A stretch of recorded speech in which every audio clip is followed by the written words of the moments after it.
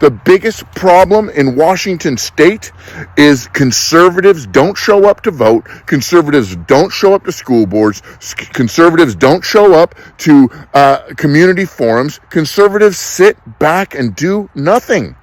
Conservatives must be passionate about the fight. And if we're passionate about the fight, we're going to speak up, we're going to give effort, and we will win. I got a question for everybody here in Washington. Since when are we cowards? Since when do we quit the fight?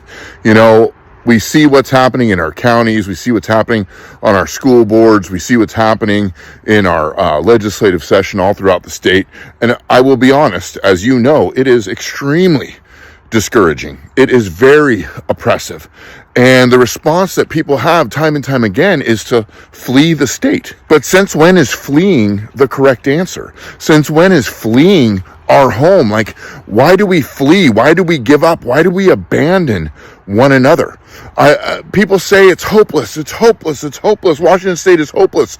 It's only without hope when the last person gives up the fight.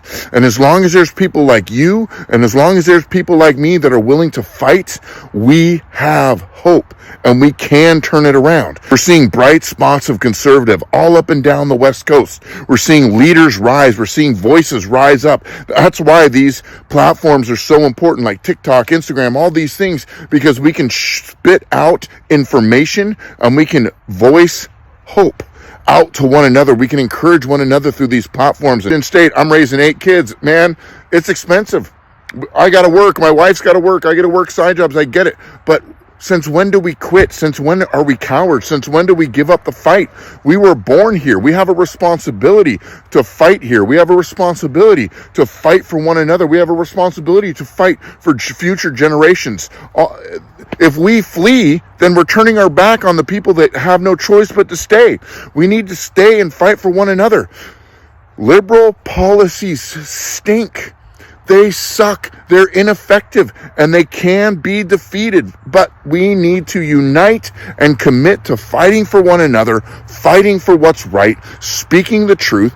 The loudest voices right now in Washington state are 16-year-old girls that are calling out governors, calling out OSPI. Bob Ferguson is terrible for Washington. Bob Ferguson is a crazy man.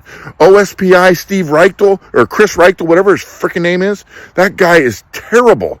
He's an ideological, insane person. We can win because we have the truth. Once the truth spreads, we're gonna get the votes. That's when we flip this around. We cannot quit.